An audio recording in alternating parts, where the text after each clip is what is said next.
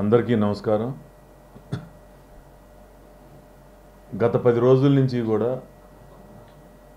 Social మీడియాలో అవ్వచ్చు, electronic మీడియాలో అవ్వచ్చు, రకరకాలుగా నా మీద దుష్ప్రచారాలు చేస్తూ ఉన్నారు. నేను ఈ 5 సంవత్సరాలు ఎవ్వరికీ కూడా చిన్న అవకాశం ఇవ్వకుండా బోడే ప్రసాద్ ఈ తప్పు చేస్తున్నాడు అని చెప్పి వేలెత్తి చూపించకుండా నిత్యం ప్రజల్లో ఉండి పని చేసుకొని ముందుకి వెళ్తూనే అలవాటు చేసుకున్నా తప్పితే ఎక్కడా కూడా ఎవరితో కానీ నేను ఎవరితో శత్రుత్వం కానీ ఎవరితో కానీ ఇది పెట్టుకోవాలి. ఎంతసేపు ప్రజల్లో ఉండాలి. నారా లోకేష్ గారు ఒకటే చెప్పారు, మీరు నిత్యం ప్రజల్లో ఉండి పని చేసుకోండి, మీరు ప్రజల్లో గెలుస్తారనుకుంటే మీకు అవకాశం కల్పిస్తామని ఆ రోజు చెప్పడం, ఆ తర్వాత 14లో సీట్ ఇవ్వడం, మళ్ళీ 5 సంవత్సరాలు ఓడిపోయిన పట్టుదలతో అదే కృషితోటి పని చేసుకుంటూ మరుసటి రోజు నుంచే ప్రజల్లోకి వెళ్ళటం జరిగింది. ఈరోజు ఏం చేతకాని ఎదవలు కొంతమంది పార్టీ కోసం పని చేయటం తెలవదు, ఏదో ఒక విధంగా ఎదుటివాడి మీద బురద చల్లి లబ్ధి పొందాలనే ఆలోచన తప్పితే, నేను ఛాలెంజ్ చేస్తున్నా, మీకు దమ్ము ధైర్యం ఉంటే ప్రజల్లోకి వచ్చి పనిచేసే దాని మీద పోటీ పడదాం. కానీ ఈ విధంగా ఎదుటి వ్యక్తి మీద నిజాయితీ ఉంది కాబట్టి నేను కోపంతో మాట్లాడుతున్నా. వంశీతోటి కొడాల నానితోటి నాకు సంబంధాలా? మీరు ఎవరైతే మాట్లాడుతూ ఉన్నారో మీకు సంబంధాలు ఉండి ఉంటాయి, కానీ నాకైతే సంబంధాలు లేవు. ఇదే మీడియా సాక్షిగా కొమ్మారెడ్డి పట్టాభి గారి మీద దాడి జరిగితే అంతకుముందు 6 రోజుల ముందే మీకు కుట్రలు జరుగుతూ ఉన్నాయి, వంశీగాడు నాని నీ మీద కుట్రలు చేస్తూ ఉన్నారు, నీ మీద దాడి జరగబోతూ ఉంది అని చెప్పేసి పార్టీ కార్యాలయానికి అలాగే పట్టాభి గారికి కూడా చెప్పడం జరిగింది. అంటే నాకు సత్సంబంధాలు ఉంటే నేను వాళ్ళ గురించి పట్టాభికి పార్టీ కార్యాలయానికి చెప్తానా? అక్కడ ఉన్న కొంతమంది నాతో పనిచేసే వ్యక్తులు కొంతమంది అక్కడ ఆ జరిగిన సమావేశంలో ఉండబట్టి నాకు సమాచారాన్ని ఇవ్వబట్టి నేను చెప్పగలిగా. దాడి జరిగిన తర్వాత లైవ్లో ఆ రోజు వాళ్ళ పేర్లతో సహా ఈ కుట్రలో ఎవరున్నారనేది కొడాల నాని వల్లభనేని వంశీ ఉన్నారని చెప్పేసి నేను ప్రకటించడం జరిగింది. అంటే నాకు వాళ్ళతో అంటకాగితే నేను వాళ్ళ పేర్లు చెప్తానా? అంటే నేను అంత అమాయకున్నా? నేను ఒకటే చెప్తున్నా, మీకు ఏదైనా ద్వేషం ఉంటే ఎదురుగా వచ్చి దాడి చేయడం నేర్చుకోండి, కానీ ఈ విధంగా బురద చల్లే కార్యక్రమం అనేది మానుకోండి. నిజంగా మీకు పోటీ చేయాలా లేకపోతే నా మీద ద్వేషంతో నా మీద బురద చల్లాలో అనుకుంటే అది వేరే విధంగా తీర్చుకోండి తప్పితే అధిష్టానానికి తప్పుడు సంకేతాలు పంపించడం. నా పిల్లల మీద ప్రమాణం చేసి చెప్తున్నా, నేను కొడాల నాని అనే వ్యక్తిని ప్రత్యక్షంగా ఈ 5 సంవత్సరాల్లో ఒక్కసారి కూడా చూడలా, ఒక్కసారి కూడా ఫోన్లో మాట్లాడలా. వల్లభనేని వంశీతోటి ఒకసారి పెళ్లిలో కలవటం జరిగింది, 1-2 సార్లు ఫోన్లో మాట్లాడటం జరిగింది. అది కూడా అతను నాకు కాల్ చేస్తే నేను ఎన్నోసార్లు చెప్పా, భువనమ్మ గారి మీద దాడి జరిగినప్పుడు నువ్వు నోరు పారేసుకున్నప్పుడు నీ సర్వస్వం కోల్పోయావు, నువ్వు చేసిన తప్పు వెనక్కి తీసుకోలేని తప్పు చేసావని చెప్పేసి నేను మెసేజ్ పెట్టడం జరిగింది. 2019లో నేను ఆర్థికంగా కొద్దిగా ఇబ్బందులు ఉన్నా ఒక చిన్న పని చేయమని చెప్పి వంశీకి ఫోన్ చేస్తే నాకు ఆ పని కూడా చేసి పెట్టలేకపోయాడు. 1-2 సార్లు ఫోన్ చేస్తే ఇసుక్కున్నాడు. ఆ రోజు నుంచి కూడా ఈ రోజు వరకు ఎవరైనా ఫోన్ చేస్తే అతను శత్రువు, నాకు ఈ పార్టీలో లేని వ్యక్తి నాకు స్నేహితుడు కాదు అని చెప్పి మగతనంగా చెప్పిన వ్యక్తిని ఈ విధంగా నా మీద దుష్ప్రచారాలు చేసి మీకు ఏదైనా లబ్ధి పొందాలి అని ఉంటే నేనే వచ్చి అధిష్టానం దగ్గర చెప్తాను కావాలంటే.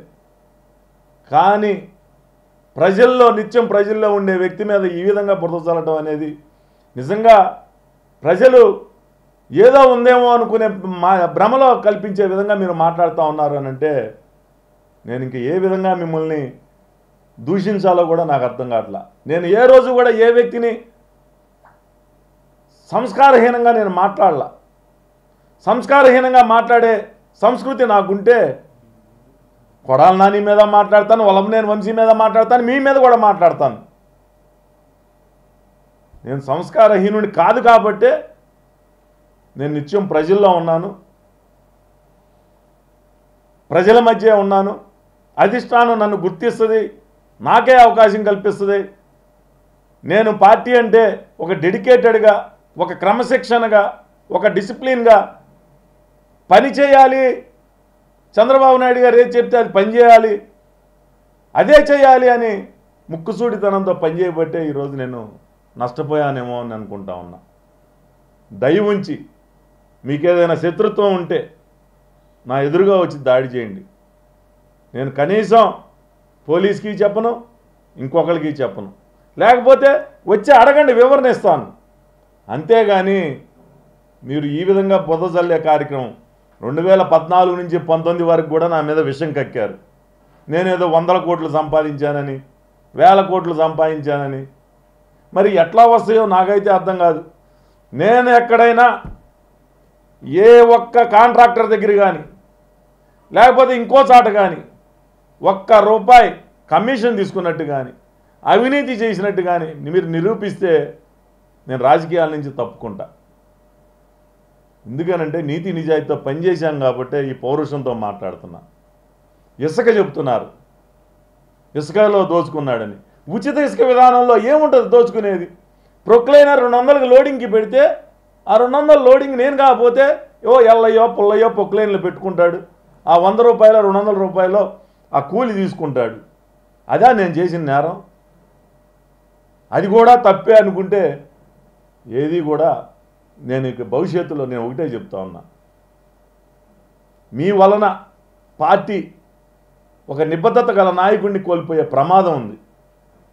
కాబట్టి దయ ఉంచి పార్టీకి మంచి చేయాలనుకుంటే మంచి సలహాలు ఇవ్వండి తప్పితే ఇలా బురద జల్లే కార్యక్రమాలు మాత్రం. ఇంకోటి, ప్రతి ఒక్కడూ కూడా బాబు గారి దగ్గరికి వెళ్ళి యారగంటు నేను యారగంటు, ప్రతి కార్మికుడితో పేదవాడితో కలిసి సొంత ఇంట్లో మనిషిలాగా నన్ను ఆదరిస్తూ ఉన్నారనంటే ఈ విధంగా విషం కక్కే విషసర్పాలు ప్రజల మధ్య ఉండటం కూడా ప్రమాదకరమేమోనని భావిస్తూ ఉన్నా. థ్యాంక్ యూ అండి.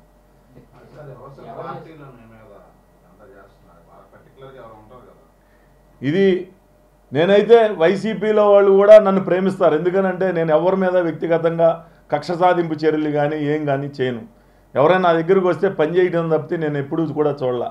ఇది సొంత పార్టీలో కొంతమంది శత్రువులు, ఏది బోడే ప్రసాద్ ఎదగటం ఇష్టం లేక, నాకెవరు గాడ్ ఫాదర్ లేరు. నేను ఎంతసేపు పని పని పని అని చెప్పి ముందుకు వెళ్తుందని నేను చూసుకున్నా తప్పితే నా వెనకమాల ఈ విధంగా గోతులు తీస్తున్నారు అనేది నేను ఏ రోజు కూడా భావించలా. కొంతమంది అది ఇప్పుడు కాకపోతే రెండో రోజు బయటపడుతుంది, వాళ్ళ యొక్క విజ్ఞతకే వదిలేస్తా ఉన్నా. అయ్యుండొచ్చు, లేకపోతే వేరే నియోజకవర్గం వాళ్ళు నా మీద ఏం చెప్తారు. నేను ఒకటే చెప్తా ఉన్నా, యారగండి అంటారు. నేను ఎవరో దారి వెళ్తున్న తెలవని వ్యక్తిని మాట్లాడటం నాకు అలవాటు లేదు. తెలిసిన వ్యక్తుల్ని మాత్రం చాలా మర్యాదగా అందరినీ, నేను ఒక పనిలో ఉంటే ఆ పని తప్పితే రెండో మనిషి కనపడ్డా నాకు. ఆ విధంగా నేను ఒక డెడికేటెడ్ మైండ్తో పనిచేస్తున్నాను కాబట్టి నేను ఒకవేళ ఎవరన్నా పలకరిగిపోతే అది కూడా యారగంట అనుకుంటే మాత్రం అంతకన్నా దురదృష్టం ఉండదు. నేను ఈరోజు ప్రజల్లోకి సైకిల్ వేసుకునో నడిచో లేకపోతే ఒక ఇంట్లో మనిషిలాగా పనిచేస్తున్నానంటే అది అహంకారం అంటే నిజంగా దురదృష్టం. ఇది ఏ మనిషి కూడా తట్టుకోలేడు. సీటు రావచ్చు, సీటు రాకపోవచ్చు. నేను కనుక అహంకారం లేకపోతే నేనేదో తప్పుడు పనులు నేను ఎవరితోనో అంటకాగుతున్నాను, కార్యకర్తలను అడగండి, నియోజకవర్గంలో కార్యకర్తలను అడగండి, నాయకులను అడగండి. వాళ్ళే అంటారు, ఏంటంటే ఒక మాటే కదా, అవతల పార్టీ అని ఒక మాట అనొచ్చు కదా, మనది ఏం పోయిందని. అంటే ఎందుకో నా మనసు మనస్కరించక నేను వాళ్ళని పలకరిని తప్పితే నేను నా పార్టీ సొంత పార్టీయే తెలుగుదేశం పార్టీ అయితేనే మన వాళ్ళుగా నేను గుర్తిస్తాను తప్పితే ఇంక ఎదుటి పార్టీ వాళ్ళని గుర్తించకపోవడం వల్లనే, నేను మాట్లాడకపోవడం వల్లనే ఇలాంటి సమస్యలు నాకు ఏమైనా వచ్చినాయేమోనని ఇప్పుడు ఆలోచిస్తూ ఉన్నా. సార్ ఇప్పుడు మీరు కుటుంబ సభ్యులతో కూడా ప్రచారం చేస్తున్నారు, టికెట్ ఇచ్చినా ఇవ్వకపోయినా నాకు ఓటేయండి అని అడుగుతున్నారు. అంటే మీ కార్యాచరణ ఏంటి సార్? అంటే టికెట్ రాకపోయినా మీరు పోటీలో ఉన్నారా? నేను అట్లా టికెట్ వచ్చినా రాకపోయినా అనలేదు. నేను ఒకటే అన్నా, చివరి క్షణం వరకైనా నాకే టికెట్ వస్తుంది, నేనే పోటీ చేస్తాను, నాకు ఓటేయండి అని చెప్పి అడుగుతున్నాను తప్పితే ఎక్కడ కూడా కాంట్రవర్షియల్గా నేను వెళ్ళట్లేదు. అది అధిష్టాన నిర్ణయం, ఏ నిర్ణయం తీసుకుంటుందో దాన్ని బట్టి నిర్ణయం తీసుకుంటాం. చంద్రబాబు ఫోటో తోటి నేను వెళ్తాను అని కూడా మొన్న మీరు కామెంట్ చేశారు కదా సార్. ఒక్కొక్కసారి ఆవేశంలో రకరకాల మాటలు రావచ్చు, రకరకాల ఇది ఉండొచ్చు, కానీ చివరికి నాకే ఓటు సీటు అయితే నాకే ఇస్తారనేది నేను 100% నమ్మకంతో ఉన్నా. నేను ఒకవేళ ఏదైనా ఆ ఆవేశంలో ఏదైనా మాట్లాడినా అధినాయకత్వాన్ని కూడా క్షమించమని కోరుతా ఉన్నా. సార్ రోజుకొకరి పేరు మీద సర్వే చేస్తున్నారు, నిన్న కూడా ఆలపాటి రాజా గారి పేరు మీద సర్వే చేశారు. మీకు ఇచ్చే ఉద్దేశం అంటే ఇప్పటికే 6-7 మంది మీద ఈ నియోజకవర్గం మీద సర్వే చేశారు, దాన్ని ఎలా చూస్తారు? ఇప్పుడు ముఖ్యమంత్రిగా చంద్రబాబు నాయుడు కావాలి అంటే ఒక బలమైన అభ్యర్థిని ఎతకాలి. ఈరోజు పెనలూరు నియోజకవర్గంలో బోడే ప్రసాద్ కన్నా మించి ఇంకెవరైనా బలమైన అభ్యర్థి ఉన్నాడేమోనని ఐవీఆర్ఎస్లో అవ్వచ్చు సర్వేలు అయితే చేస్తూ ఉన్నారు. కానీ ఇక్కడ బోడే ప్రసాద్ అయితేనే ప్రత్యర్థిని ఓడిస్తాడు అని చెప్పేసి అన్ని సర్వేల్లో, అన్ని ఐవీఆర్ఎస్లో కూడా ప్రూవ్ అయింది. తప్పేముంది దాంట్లో? నేను తప్పుగా భావించినట్లయితే మొదటి రోజున ఎవరో పేరు పెడితేనే నేను ఏంటి ఇట్లా నన్ను అవమానించారని మాట్లాడతాను. నేను అవమానంగా తీసుకోవట్లా. ఈరోజు నాతో కంపేర్ చేస్తే ఇంతమందిని కంపేర్ చేస్తారు అంటే నేను గర్వంగా ఫీల్ అవుతా ఉన్నా.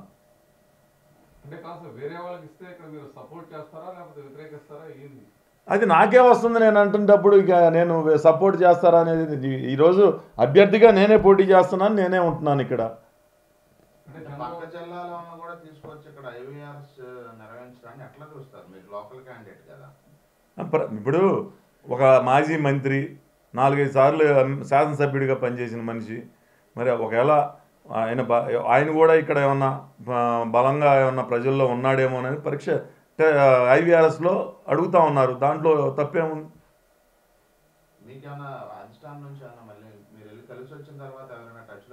చాలా పాజిటివ్గా ఉంది. 100% నాకు అనౌన్స్ అవబోతా ఉంది. అంటే మొన్న కాల్ చేసి మీకు లేదు అని చెప్పారు కదా, ఆ తర్వాత మళ్ళీ పరిణామాలు మారినాయి అంటారా? ఎంక్వైరీ చేసుకున్నారు. ఇక్కడ ఎవరు బాగా ఇది ఉన్నారో పార్టీ నిర్ణయించుకుంది, దాని ప్రకారమే నిర్ణయం వస్తుందని నేను భావిస్తున్నాను. ఒకవేళ సపోజ్ మీరు కాకుండా వేరే వాళ్ళు ఎవరైనా వస్తే వాళ్ళకి సపోర్ట్ చేస్తారా, లేకపోతే ఏంటి పూర్ణ గారు కాంట్రవర్షియల్గా వద్దండి. ఇంకా చెప్పింది వంశీ గారితో కొడాల నాని గారితో అది కేవలం ప్రచారమేనా, అలాంటి దాని గతంలో ఏమైనా జరిగిందా సార్? అంటే నేను ఎమ్మెల్యేగా ఉన్నప్పుడు బోండా ఉమ్మ, వల్లభనేని వంశీ, బోడే ప్రసాద్ ముగ్గురం ఒక బెంచ్లో కూర్చునే వాళ్ళం, స్నేహితులంగా ఉన్నాం. ఏ రోజైతే పార్టీ మారే ముందు రోజు కూడా చింతమనేని ప్రభాకర్ జైల్లో ఉంటే పరామర్శించడానికి వెళ్ళినప్పుడు కూడా వల్లభనేని వంశీ అన్నం తినేవాడు ఎవడో కూడా ఆ పార్టీలో వైసీపీలో చేరాడని చెప్పి మేమందరం కూడా ఆ ప్రెస్ మీట్లో ఉన్నాం. అతను వెళ్ళిపోయాడు. ఆ రోజు నుంచి బోండా నేను అతనితో ఏ రోజు కూడా ఫోన్లో మాట్లాడతాం కానీ, కలిసి కూర్చోవటం కానీ, ఈ పార్టీలో వచ్చి ఏ మనిషి అయినా చూశాడా ఎక్కడైనా? దమ్ముంటే చెప్పమనండి. నేను పిల్లల మీద ప్రమాణం చేసి చెప్పే కదా.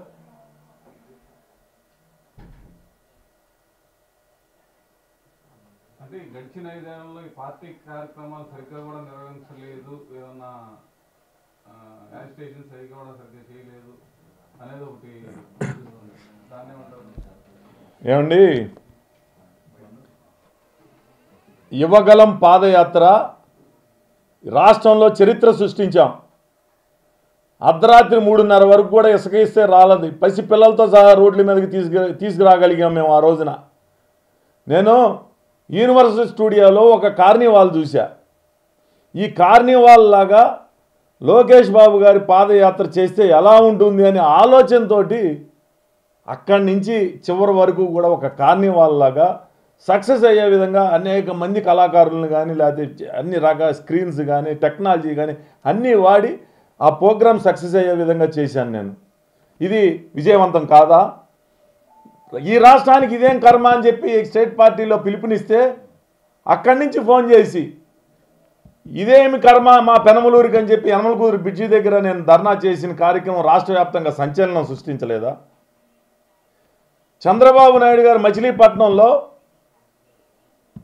ప్రోగ్రాం పెడితే చంద్రబాబు నాయుడు గారు ఇటు వెళ్తున్నారు స్వాగతం పలకండి అని అంటే అక్కడ 7ంటికి మచిలీపట్నం వెళ్ళాల్సి వస్తే నా నియోజకవర్గం మధ్యాహ్నం 3 గంటలకు ప్రారంభమైన రోడ్ షో రాత్రి 9 గంటల వరకు పారింగ్లో పెనమలూరు నియోజకవర్గంలో నడిచింది విజయవంతం కాదా?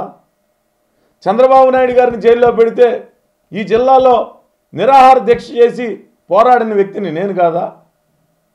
ఈ జిల్లాలో ఏ కార్యక్రమం పిలిపించినా ప్రతి రూపాయి నా సొంత రూపాయితో నేను ఖర్చు పెట్టి పూర్తి చేసింది నేను కాదా? నేను ఇతరుల సంగతి మాట్లాడుతున్నా. ఎవరి దగ్గర కూడా ఒక్క రూపాయి అడుక్కోకుండా నేను కష్టపడి సంపాదించిన డబ్బులతోటి ఆ కార్యక్రమాలన్నీ కూడా నేను విజయవంతం చేశా. ఎవరైనా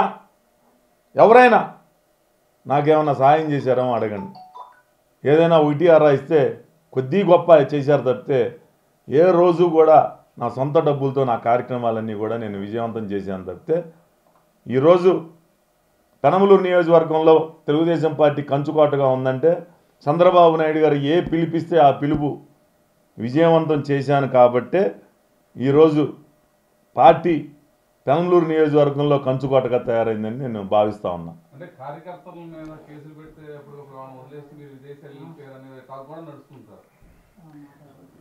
నా సొంత కొడుకండి జైల్లో ఉంది. నా సొంత కొడుకు మా ఆఫీసులో ఉండే 10 మంది కుర్రాళ్ళండి.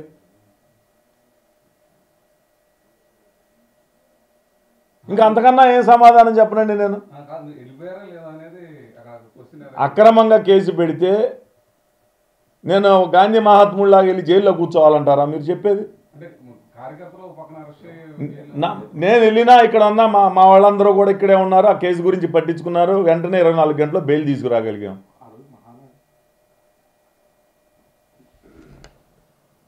అప్పటికే ఆస్ట్రేలియాలో నాకు ప్రోగ్రాం ఉంది, టికెట్లు బుక్ అయ్యి ఉన్నాయి కాబట్టి నేను వెళ్ళాను.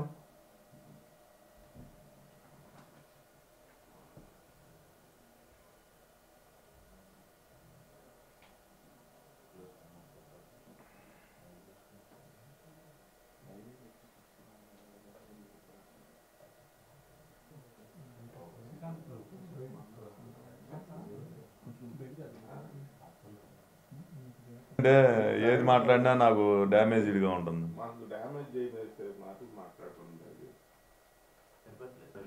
కొంచెం పాజిటివ్ వేవ్స్ ఉన్నాయి. అంటే వెళ్ళొచ్చిన తర్వాత కాదు, నిన్న ఇవాళ జరిగిన నేను అసలు లేదు రాను. లేదు